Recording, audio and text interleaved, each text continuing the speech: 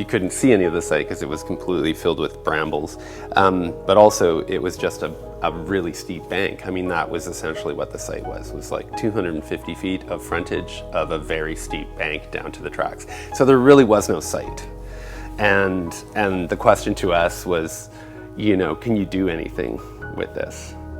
And, you know, Heather and I went out to look at the site with Ross, and we said, yeah, I mean, you know, right away, you know, I said, well, we're gonna have to build a site. So you might get a deal on the lot, but that deal is gonna be swallowed up in actually making a site to build on here. But at the end of the day, it would be worth it because regulations were quite flexible. We were able to terrace up from the lowest side of the site down by the tracks, set the building away from the road so that we could create this courtyard space.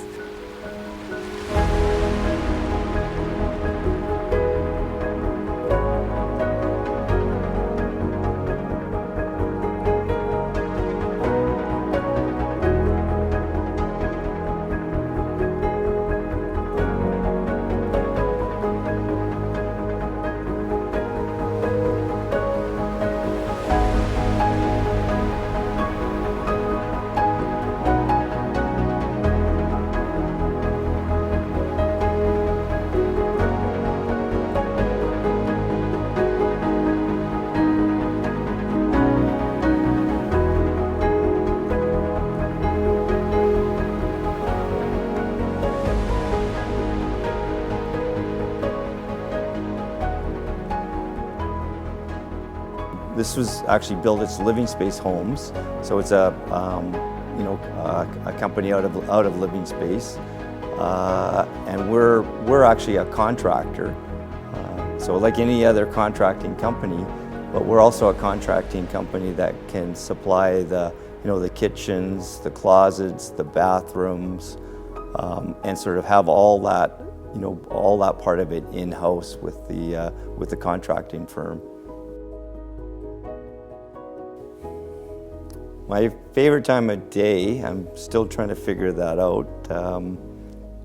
I do love the morning because the sun comes up at about 7 a.m. onto the pool deck.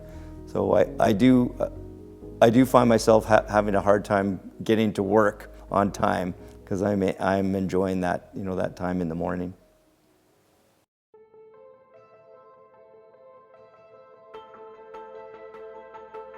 I think the other really interesting thing about the house is then once you enter, the inverted roof design on the inside was actually quite a special feature for that project.